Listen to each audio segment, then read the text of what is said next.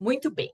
Então, a gente vai falar um pouquinho aí hoje sobre exercício físico, depressão e a inflamação como um componente contribuinte da fisiologia da depressão. Para quem está chegando hoje e não me conhece, eu sou Regina Chamon, sou médica. Minha formação inicial foi em hematologia, por isso esse doutora sangue bom aqui, que às vezes as pessoas falam, mas por que o doutora sangue bom? É porque minha primeira formação foi em hematologia, mas já há 10 anos eu venho mudando um pouco esse olhar do cuidado em saúde para um cuidado mais integral. Então, eu fiz uma pós-graduação, na época se chamava em medicina integrativa, hoje é saúde integrativa e bases do bem-estar lá no Einstein. Sou certificada internacionalmente em medicina do estilo de vida e tenho uma certificação em alívio do estresse e treino da resiliência pela Harvard Medical School. Então, é a partir dessa base que a gente vai conversar. Nos últimos anos, eu vim fazendo essa mudança de carreira, né? Então, eu fui saindo um pouco da hematologia e entrando mais nessa área do gerenciamento do estresse a partir da clínica médica. E hoje em dia é com isso que eu trabalho, tanto na assistência, atendendo pacientes impactados pelo estresse, gerando essa mudança de hábitos que aliviam o estresse, quanto formando profissionais de saúde para trazerem essa abordagem, né? Então, a ideia é a gente ir por esse caminho que seja baseado na ciência, mas que traga ferramentas práticas também para vocês usarem no dia a dia, tá? Então, hoje vamos ver um pouquinho como o estresse e a inflamação impactam na depressão e como a gente pode trazer o exercício físico como uma ferramenta tanto de prevenção quanto de tratamento, uma ferramenta terapêutica nesses dois sentidos aí. E aí, para a gente ir chegando, eu queria que vocês colocassem no chat aí como é que vocês estão, vocês, não os pacientes de vocês, como é que vocês estão em relação ao exercício físico. Então, se vocês têm se exercitado menos do que vocês gostariam, se vocês sentem que o exercício equilibra vocês emocionalmente, né? Traz não só um benefício físico, mas também um benefício emocional. Se alguém já passou da conta do exercício e percebeu que foi ficando pior, né? Que o exercício piorou alguma coisa, ou se vocês, todas as anteriores, né? Quando a gente fazia a prova era assim, todas as anteriores. A Tati sente que se equilibra emocionalmente, a Kátia também, a Gabriela também. Oi, Gabi. Gabi é minha aluna da capacitação, a Cibele. A Josi, querida, boa noite. É isso, né, gente? Acho que a gente percebe que o exercício de fato tem um impacto emocional na gente. Eu atendi um paciente hoje super ansioso e ele teve essa percepção. Ele me falou, Regina, eu percebo que quando eu faço exercício físico, a falta de ar que eu tenho de ansiedade melhora muito, né?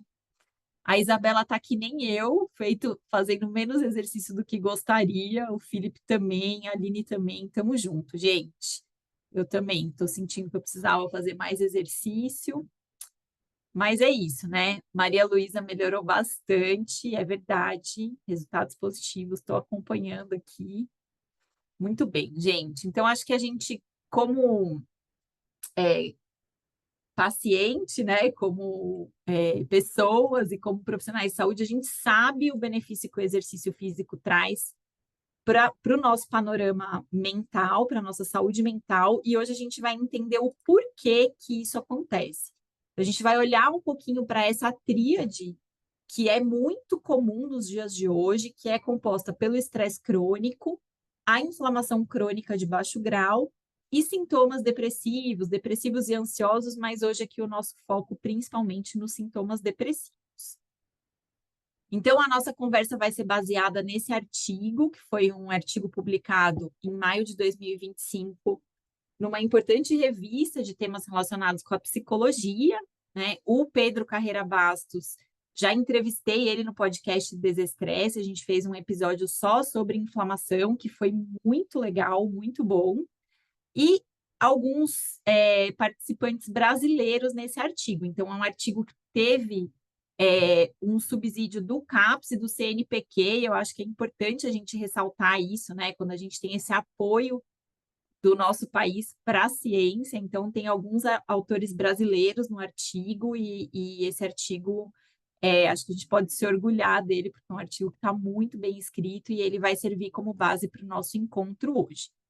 Basicamente, se a gente pudesse fazer um super resumo do artigo, o que ele fala é que a gente tem uma incompatibilidade evolutiva.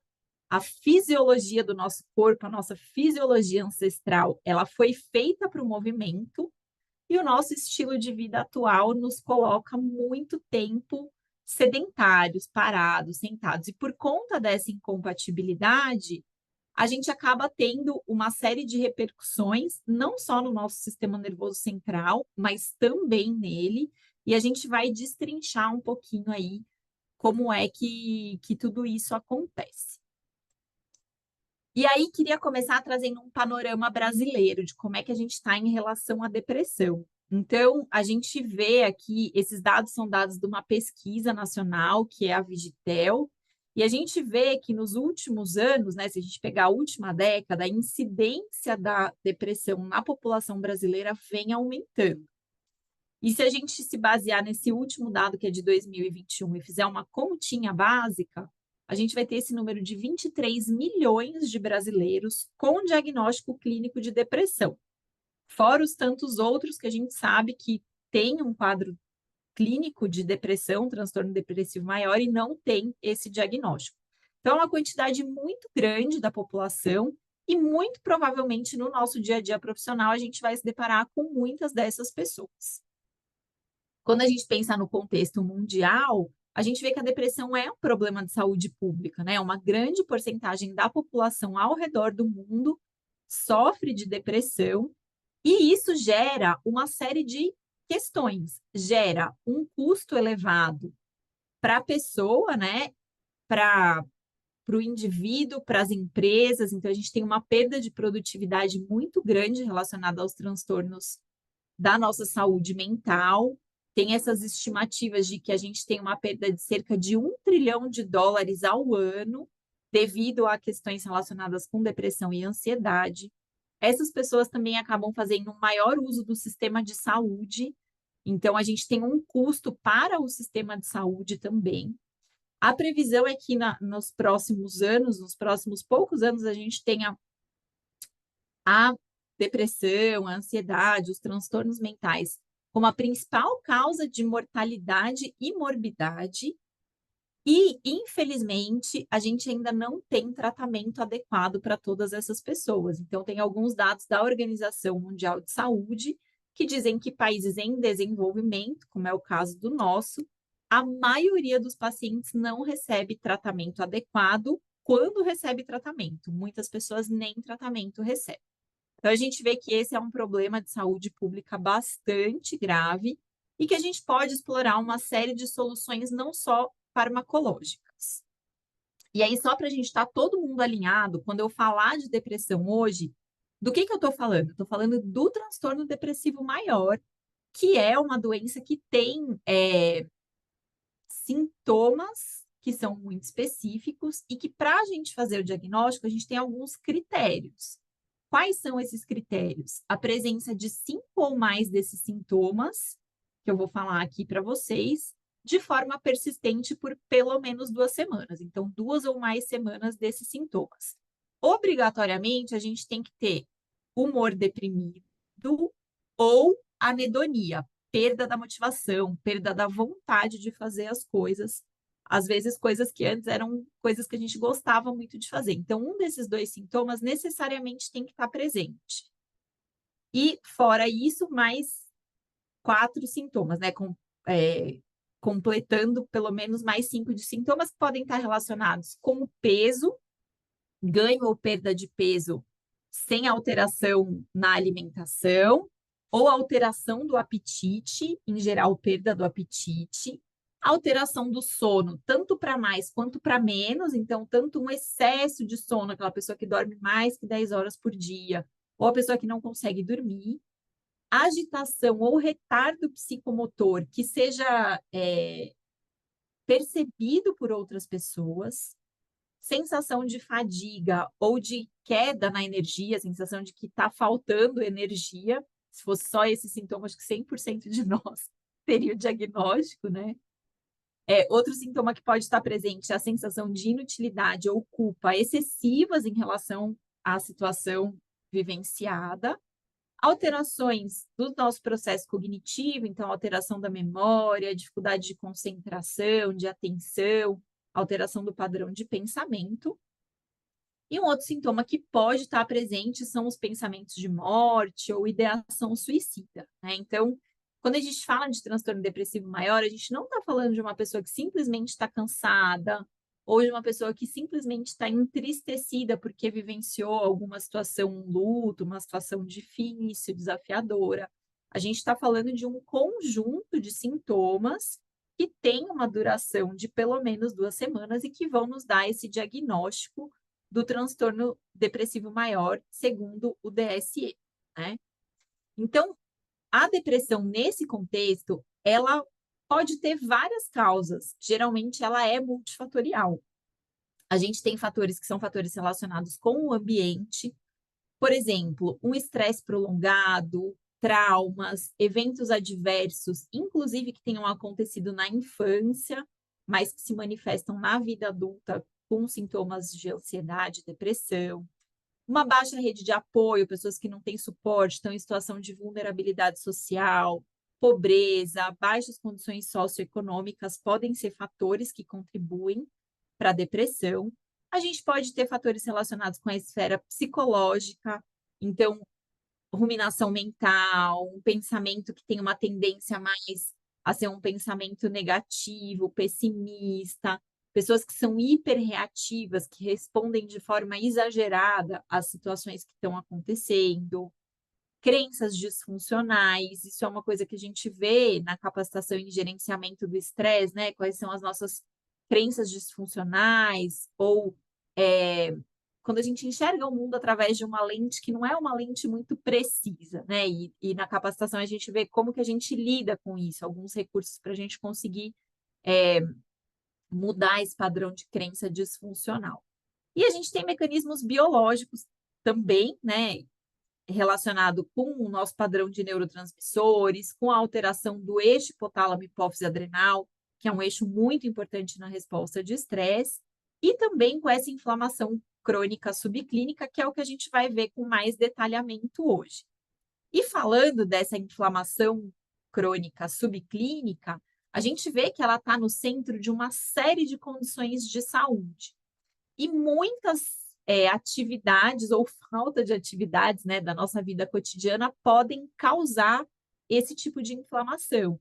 Então, a gente pode ter exposição a poluentes ambientais, agrotóxicos, alteração do sono, o estresse crônico, estresse prolongado, isolamento social, uma dieta muito rica em alimentos ultraprocessados, alterações da nossa microbiota intestinal, que a gente chama de disbiose, a obesidade, o sedentarismo, algumas infecções crônicas também, né? Hepatite B, hepatite C, são causas de inflamação crônica sistêmica, e a gente vai ver que ela gera uma série de. Ela serve como base fisiológica para uma série de doenças. Síndrome metabólica, diabetes, doença cardiovascular, sarcopenia, doença neurodegenerativa, uma série de doenças autoimunes, e a depressão, que é o que a gente está vendo com um pouquinho mais de detalhe hoje. Então, se a gente olhar a inflamação crônica, a gente vai ver que ela está envolvida com a maior parte das doenças crônicas não transmissíveis que a gente atende no nosso consultório hoje em dia. Então, a gente precisa saber o que fazer para lidar com esse tipo de inflamação. E aí, só para a gente fazer uma diferenciação aqui, a inflamação nem sempre é ruim. Quando a gente tem aquela inflamação aguda, pontual, ela é muito boa para nos proteger, para proteger o nosso corpo de micro-organismos ou de lesões. Então, o que é a inflamação aguda? É quando a gente tem uma infecção ou algum tipo de lesão, lesão de pele, lesão de mucosa, a gente vai ter liberação de substâncias como citocinas inflamatórias, quimiocinas, a gente vai ter um infiltrado de células inflamatórias, monócitos, polimorfonucleares. Essa condição, essa injúria ou essa infecção se resolvem, e esse processo é um processo que se resolve. Então, esse processo todo, ele vai durar em torno de algumas horas, no máximo 1, 2 dias, para a gente ter a resolução da inflamação aguda. E essa é ótima, ela trabalha a nosso favor. Porém, a inflamação crônica é quando a gente tem esse processo inflamatório de liberação de substâncias, de aumento de células do nosso sistema imunológico se infiltrando nos nossos tecidos de uma forma prolongada. Essa inflamação dura por meses, anos, e geralmente a gente não tem um agente infeccioso presente ou uma lesão de pele, uma lesão de mucosa presente. Então, a gente pode chamar isso de uma inflamação asséptica. É uma inflamação que não é causada por nenhum patógeno. E essa persistência da inflamação crônica é que pode levar a gente para uma série de doenças, como nós acabamos de ver, né? Quando a gente tem inflamação, a gente tem um comportamento que é muito presente nos quadros de inflamação aguda. Quando a gente fica resfriado, quando a gente está com, sei lá, com uma alteração, uma gastroenterocolite aguda, a liberação das substâncias inflamatórias vão promover alguns sintomas. Então, a liberação de interleucina 1 faz com que a gente perca um pouco a fome, a gente fica mais amuado, fica mais paradinho. A interleucina 6 gera um pouco de ansiedade. Então, quando a gente está ficando resfriado, a tendência é isso, a gente perde a fome, fica mais meio borocochô, não quer muito fazer nada, mas ao mesmo tempo a gente tem aquela angústia de que tem um monte de coisa para fazer. E a liberação do TNF é muito relacionada com um comportamento mais agressivo e hostil. E isso tem uma razão biológica, né? Se a gente pensar na natureza, essa desconexão social, essa hostilidade, ela tem a função de nos isolar para proteger as outras pessoas de não serem infectadas por aquele patógeno que a gente está possivelmente transmitindo. Então, esse comportamento que é muito comum num resfriado, numa gripe, numa doença aguda, se a gente olhar para esses sintomas, a gente vai ver que eles são sintomas muito presentes na depressão. Humor deprimido, alteração do apetite, a sensação de ansiedade, o isolamento social, né? Então, a gente começa a entender que essas substâncias inflamatórias, elas são sim capazes de gerar sintomas que estão muito presentes no quadro depressivo, né? E por que que isso acontece? Como que essas substâncias inflamatórias mudam o funcionamento do nosso sistema nervoso central? Então, quando a gente tem alguma inflamação periférica, seja uma inflamação ocasionada pelo estresse, né? A gente sabe que o eixo hipotálamo, hipófise adrenal, que é o eixo um dos eixos mais importantes da resposta de estresse, quando a gente está com essa resposta ligada, ele faz com que a gente tenha um aumento da liberação de cortisol na corrente sanguínea. E a gente pode ter outras causas de inflamação periférica também, como, por exemplo, uma desbiose intestinal, uma alteração no intestino, em que a gente tem aquela síndrome do leaky gut, né, um intestino permeável que vai permitir que entrem moléculas inflamatórias para dentro da nossa circulação. Então, tanto o estresse quanto essas outras causas de inflamação periférica começam a liberar substâncias inflamatórias.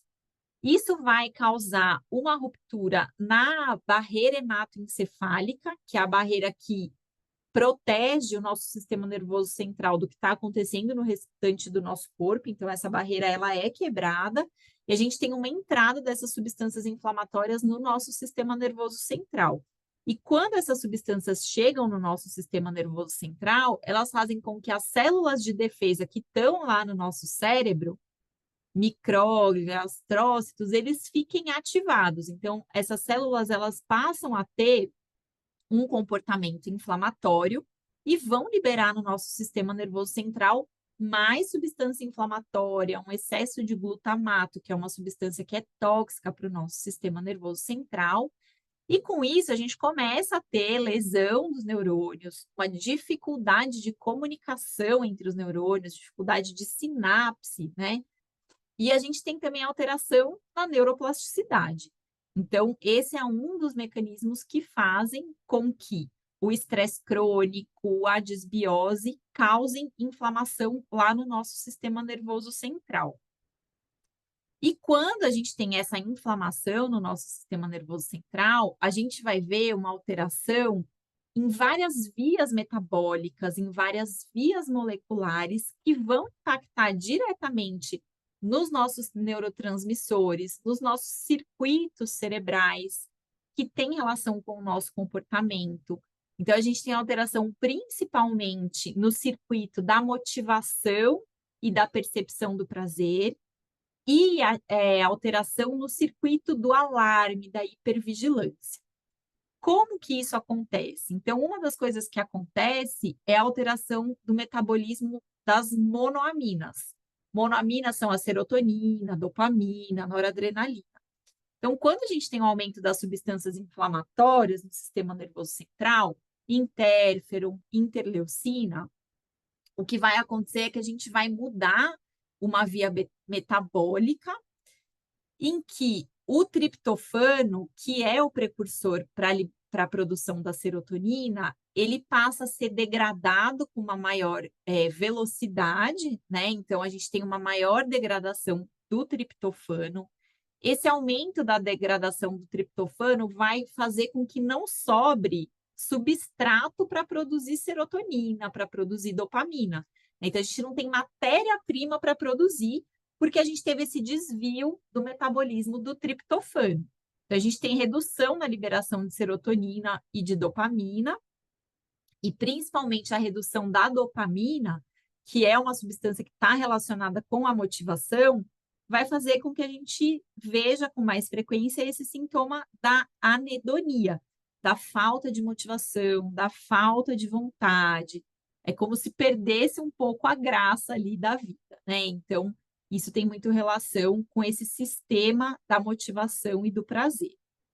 Uma outra coisa que acontece quando a gente tem esse desvio do triptofano é que o triptofano é degradado e ele vai produzir essa substância chamada quinerunina. Tá tudo lá no artigo, gente, não precisam se preocupar, esses nomes cabeludos estão todos lá, né? Então, quando a gente tem um aumento da produção da quinerunina, o que isso vai fazer é que a gente vai ter um excesso de glutamato no sistema nervoso central. O glutamato é uma substância que, se ele tiver em pequenas quantidades, ele é calmante para o nosso sistema nervoso central, ele desliga o processo de estresse. Mas quando o glutamato está em grandes quantidades, o que acaba acontecendo é que ele se torna neurotóxico, ele se torna tóxico para o sistema nervoso central. E é exatamente o que acontece aqui. A gente tem essa alteração do metabolismo do glutamato por conta do aumento das substâncias inflamatórias, por conta do aumento da produção de radicais livres. Isso vai fazer com que a gente tenha uma menor recaptação de glutamato, então ele fica mais tempo ali na sinapse, e uma maior produção de glutamato, uma maior liberação de glutamato. Então, a gente faz esse excesso de glutamato entre os neurônios, na fenda sináptica, né? E esse excesso de glutamato, ele vai fazer com que a gente tenha uma maior excitabilidade na região da amígdala cerebral, que é a região que dispara a resposta de estresse, é a região que está relacionada com a percepção de medo, com a ansiedade, com a hipervigilância. Então, esse é um dos mecanismos através dos quais a inflamação do sistema nervoso central leva à ansiedade, que a gente tem um excesso de glutamato que vai levar a uma hiperativação da amígdala cerebral, da região toda ali do sistema límbico, né? E, além disso, esse excesso de glutamato vai reduzir uma substância que é muito importante para a saúde do nosso cérebro, que é o BDNF. O BDNF, ele ajuda na construção de novas sinapses, na geração de novos neurônios, né, na neurogênese, e aqui tudo isso fica prejudicado. Então, a gente tem uma redução da neuroplasticidade, uma redução da comunicação entre neurônios. Então, basicamente, o que está acontecendo quando a gente tem esse excesso de inflamação do sistema nervoso central é que a gente altera o metabolismo dos neurotransmissores e, com isso, a gente vai alterar o modo de funcionamento das regiões do nosso cérebro. Então, a região frontal, do córtex pré-frontal, ela perde a capacidade de inibir o nosso sistema límbico, que basicamente é o que regula o nosso humor, né? Então, no sistema límbico, a gente tem o surgimento de uma emoção, e aí o nosso córtex pré-frontal vai lá e regula a intensidade dessa emoção. E aqui, na inflamação do sistema nervoso central, a gente perde essa regulação. A gente perde a capacidade do córtex pré-frontal de inibir o nosso sistema límbico. Hoje a gente já tem uma série aí de estudos mostrando essa correlação entre depressão e inflamação. Então, a gente tem estudos epidemiológicos mostrando que pessoas com transtorno depressivo têm uma maior quantidade de substâncias inflamatórias circulantes. A gente tem outros estudos mostrando que pessoas que fazem uso de substâncias anti-inflamatórias tem tem uma redução dos sintomas depressivos, né? Então, pessoas com diagnóstico de depressão que por algum motivo usam anti-inflamatório têm a redução do sintoma, e a gente tem uma correlação muito grande de uma série de doenças que têm esse fundo inflamatório com depressão.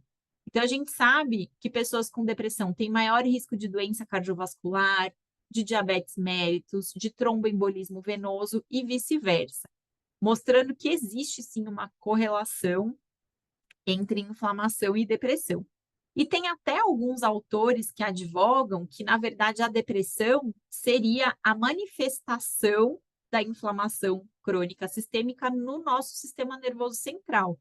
Então, o Dr. Christopher Palmer, ele tem essa teoria de que os transtornos mentais, na verdade, são as doenças metabólicas do cérebro. Assim como a doença metabólica sistêmica, a gente vai ter doença cardiovascular, diabetes, síndrome metabólica. Quando isso se manifesta no nosso sistema nervoso central, no nosso cérebro, a gente teria os sintomas da depressão. Então, basicamente, o que a gente está falando aqui é dessa desconexão entre o modo como o nosso corpo foi feito para viver e o jeito como a gente vive hoje. O nosso corpo, ele foi feito, o corpo humano, ele foi feito para o movimento. No nosso desenvolvimento, na nossa evolução, a gente sempre dependeu muito da atividade física para sobreviver, para conseguir comida, para se proteger.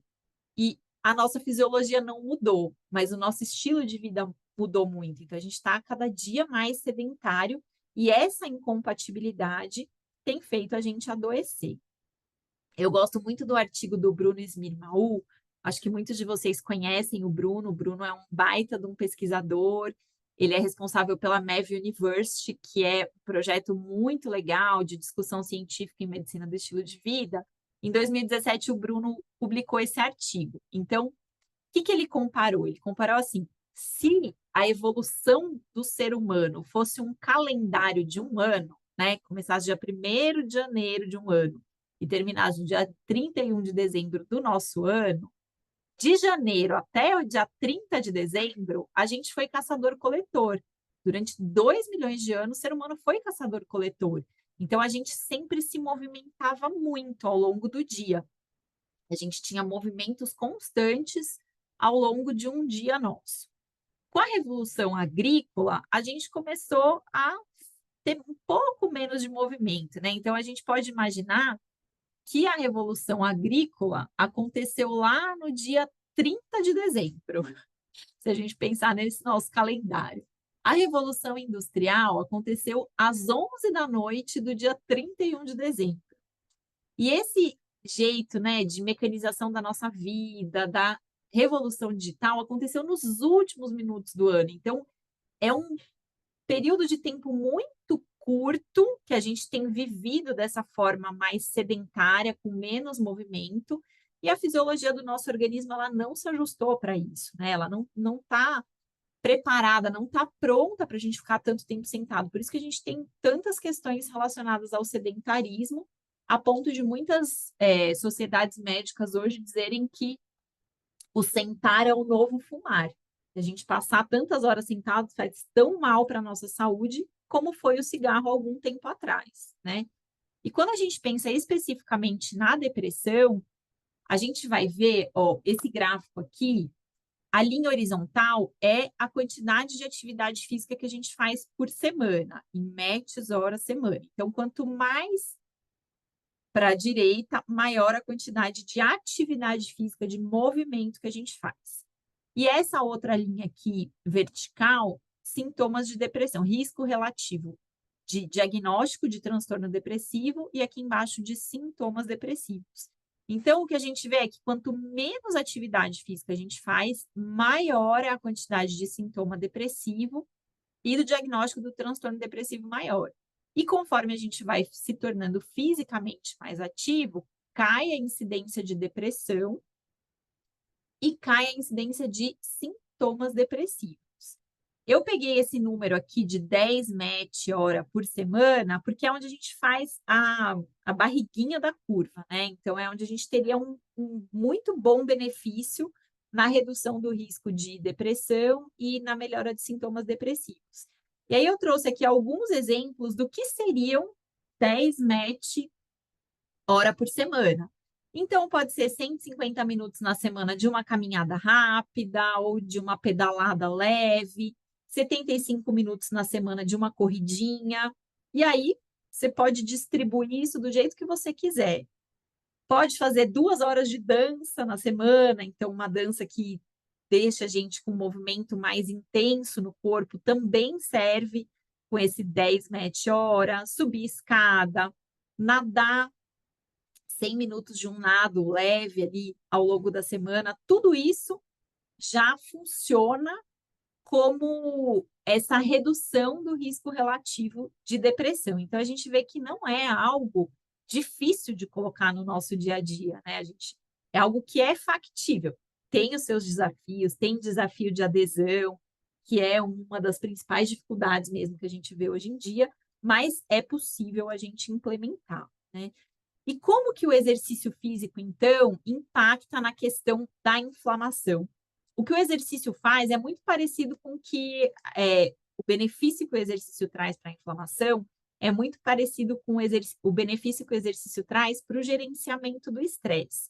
Tanto que ele é um dos pilares de um adequado manejo do estresse.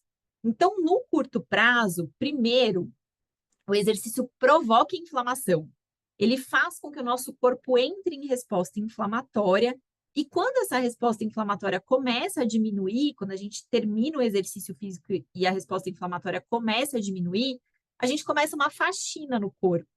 Então, a gente começa a autofagia, ou seja, o organismo vai destruindo células que estão envelhecidas, que estão adoecidas, o organismo começa a fazer reparos de tecido, de DNA, é o efeito que a gente chama de efeito hormético, né? Então, isso acontece tanto na inflamação quanto esse benefício também é visto no estresse. E no longo prazo, essa ação que no curto prazo era pró-inflamatória, ela passa a ser uma ação anti-inflamatória. Então, a gente tem uma ativação de uma série de substâncias, de uma cascata que contrabalanceia a inflamação, fazendo com que o corpo retorne à homeostase e diminuindo essa inflamação crônica subclínica no longo prazo, né? Então, é a mesma coisa que acontece com o estresse. Inicialmente, o exercício físico ativa a nossa resposta de estresse, mas o nosso corpo aprende a entrar no estresse e sair dele. E com a inflamação é a mesma coisa. O exercício primeiro ativa a inflamação para depois o corpo conseguir ter uma ação anti-inflamatória no longo prazo. Mas como tudo na vida em excesso, o exercício em excesso também pode nos prejudicar. Então a gente tem essa síndrome do overtraining, ou também a gente pode chamar isso da depressão do atleta, que é quando a gente tem pessoas que fazem exercício físico muito intenso, sem tempo adequado para recuperação, e isso começa a causar o contrário do que a gente quer com o exercício. Então, vai começar a produzir um processo inflamatório persistente, a pessoa vai perdendo gosto pelo exercício físico, vai dando uma sensação de irritabilidade, um humor deprimido, insônia, dificuldade para pegar no sono, agitação psicomotora. Então, para quem faz exercício físico, esses são os sinais que a gente precisa ficar atento para ver se essa pessoa não está entrando numa síndrome do overtraining, tá? Geralmente, a gente vê isso com atletas de alta performance ou com atividades físicas mais extenuantes, né? Então, um ciclo de preparação para uma maratona, triatlon, são exercícios que podem causar essa depressão do atleta. E aqui acontece essa curva do invertido, né? Então, acontece com o exercício físico a mesma coisa que acontece com o estresse. Se a gente não tem nada de estresse na nossa vida, ou se a gente não faz nada de exercício físico, isso é prejudicial para o nosso corpo. A gente tem um ponto ótimo, uma exposição ideal, tanto para o estresse, a gente tem uma quantidade de estresse que é boa, que nos torna mais produtivos, e o exercício físico é a mesma coisa, a gente tem um tanto de exercício físico que é benéfico para a nossa saúde. E se isso fica em excesso, tanto o estresse quanto o exercício físico, começa a causar uma série de problemas, burnout, o estresse crônico e a síndrome do overtraining, né? Então, tudo precisa de uma medida adequada.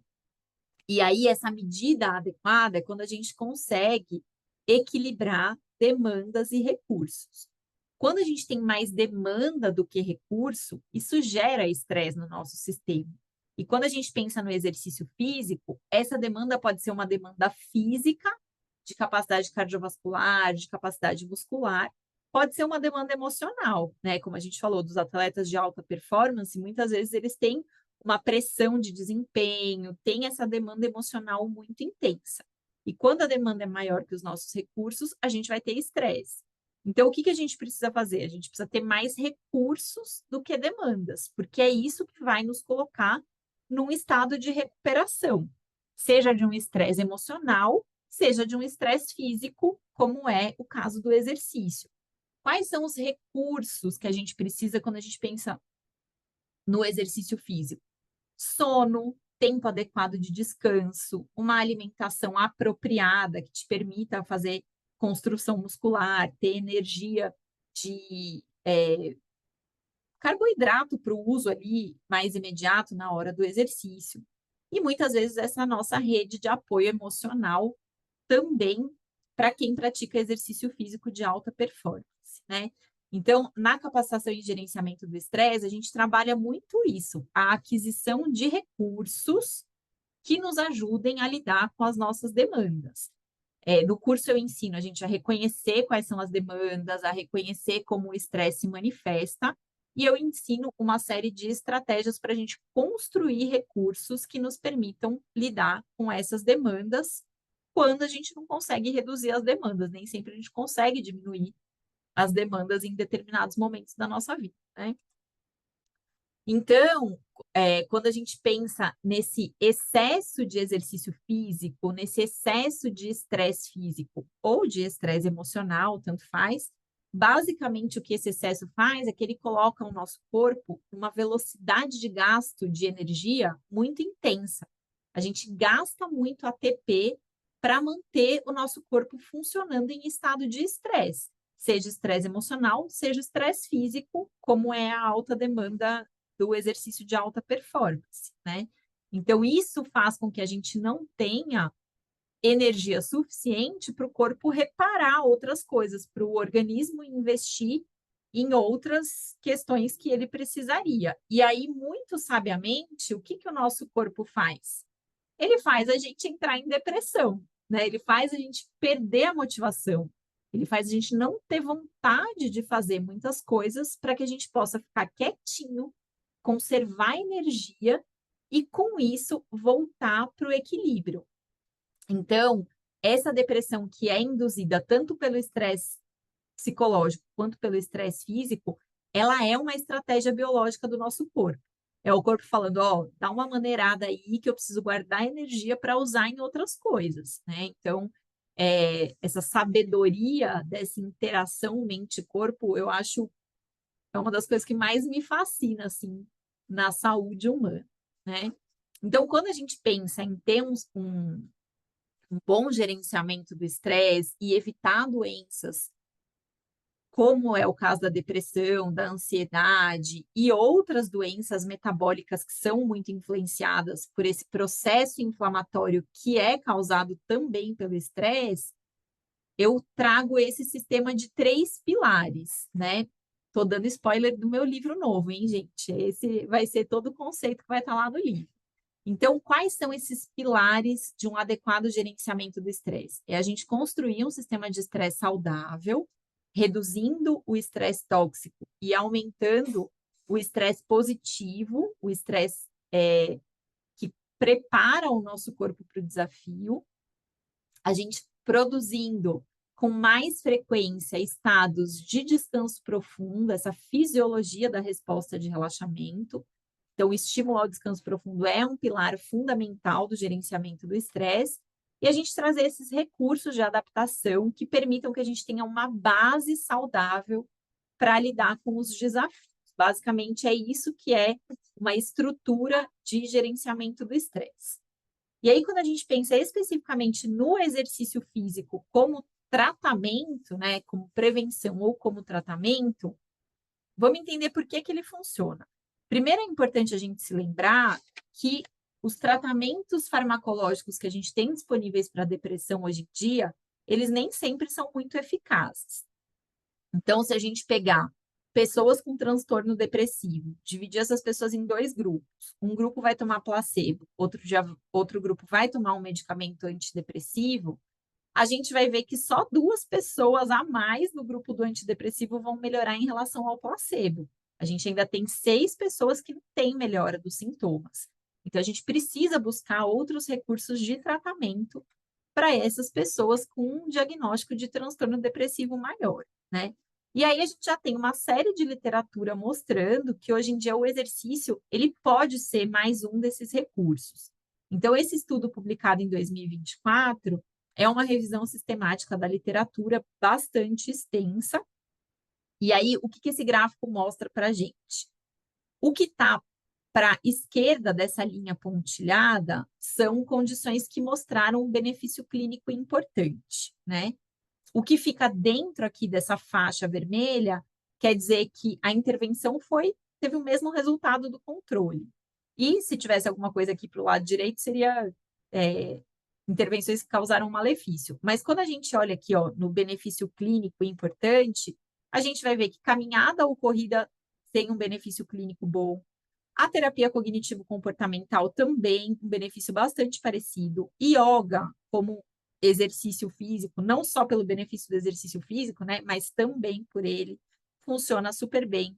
Quando a gente faz a associação de exercício físico com medicação antidepressiva, os inibidores da recaptação de serotonina, a gente tem bom resultado. Quando a gente faz uso só do exercício aeróbico com psicoterapia, a gente tem resultado. Só treino de força, a gente tem resultado.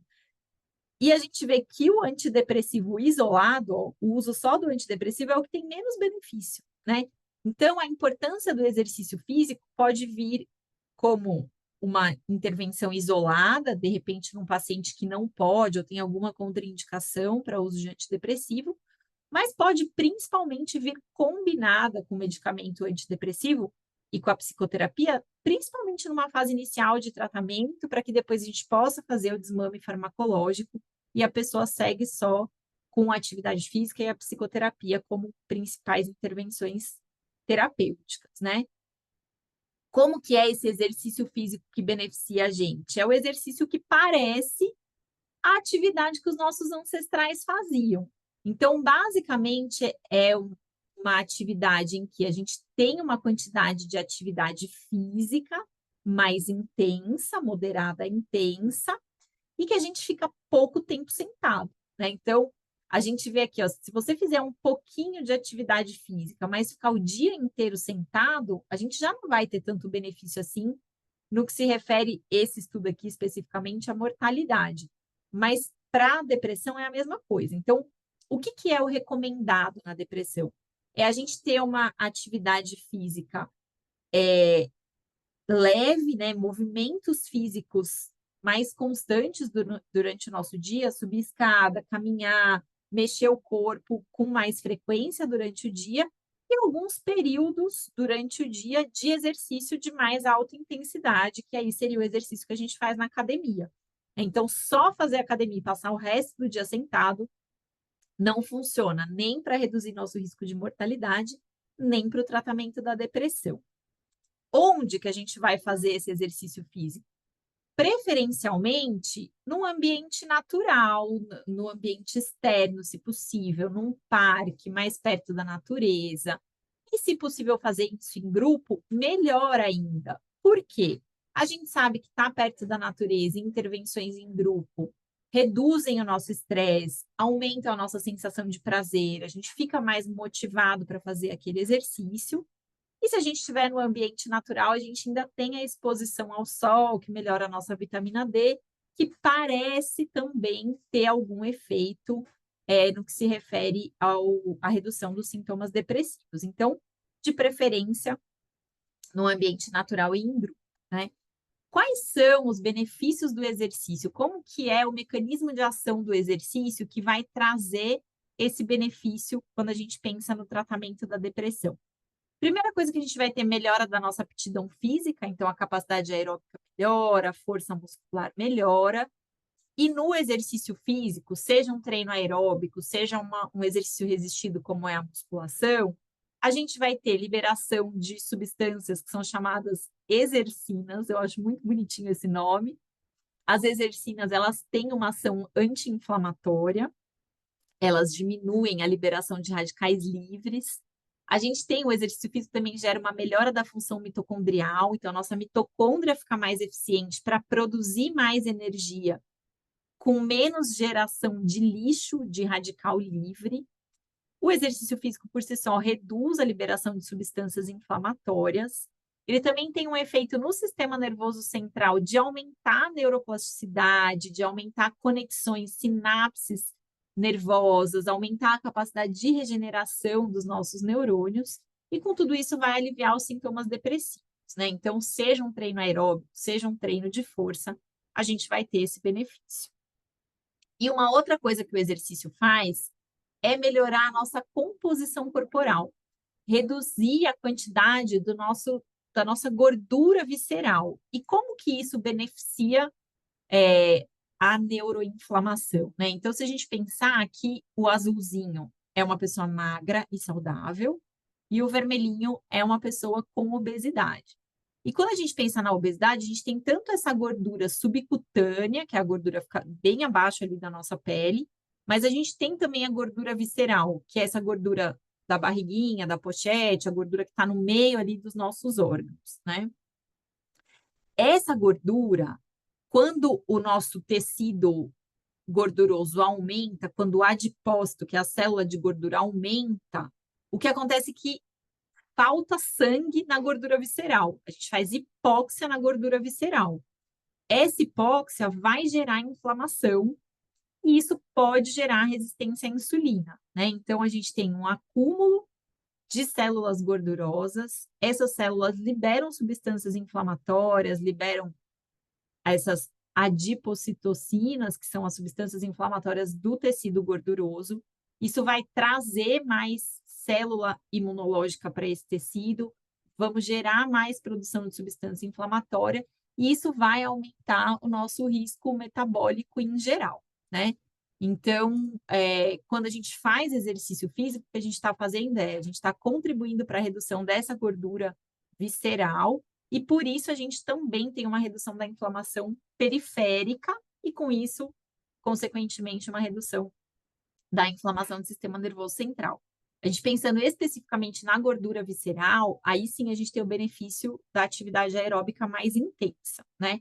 Mas para o nosso contexto geral aqui, qualquer atividade conta, qualquer exercício conta, né? Então, se a gente pensar numa estrutura prática de um exercício, de um conjunto de atividades que vão reduzir a inflamação, o ideal é a gente ter essa combinação de exercício aeróbico e exercício de fortalecimento muscular, isso feito num ritmo regular, que a gente viu que é no longo prazo que o exercício físico vai ter atividade anti-inflamatória. Além desses momentos intensos de exercício físico, também a gente se colocar mais ativo no dia a dia, então a gente aumentar a quantidade de atividade física, reduzindo o nosso comportamento sedentário, ficando menos tempo parado, sentado, deitado, e isso vai fazer com que a gente tenha esse padrão de movimento, que é o padrão mais próximo da fisiologia dos nossos ancestrais, que é o padrão que o nosso corpo ainda é feito para manter, né? A gente não mudou ainda esse hardware, então a gente precisa voltar a ter essa atividade mais frequente, mais constante, tá? Então, para a gente fazer um grande resumo aqui desse artigo, de toda essa estrutura conceitual que eles trouxeram, pensando no exercício físico, na inflamação e na depressão, basicamente, o que, que a gente vai ver? As pessoas sedentárias, com uma alimentação rica em processados, ultraprocessados, uso de substâncias tóxicas, estresse, todas essas condições vão aumentar a inflamação no nosso organismo. Essa inflamação vai quebrar a barreira hematocefálica, a gente vai ter uma ativação das células imunológicas do nosso sistema nervoso central, e com isso a gente vai ter aí a liberação de todas as citocinas inflamatórias, alteração do metabolismo do triptofano, alteração do metabolismo do glutamato, a redução da produção de neurotransmissores, né? E a gente tem também a ativação desse gene, que é o gene NF-kappa-beta, que é um gene que liga vários outros genes inflamatórios. Esse gene é um gene que também é muito ativado pelo estresse. Então, tanto o estresse quanto o sedentarismo vão ativar esse gene. E quando a gente pensa em reverter a ativação desse gene, a gente vai pensar num estilo de vida mais saudável, né? Então, a gente vai pensar em estar mais em contato com a natureza, em ter um sono restaurador. As práticas mente-corpo, meditação, yoga, tai chi chuan, são práticas que a gente sabe que desativam o GNF-kappa-beta, a nossa alimentação, mas também a gente vai pensar no exercício físico.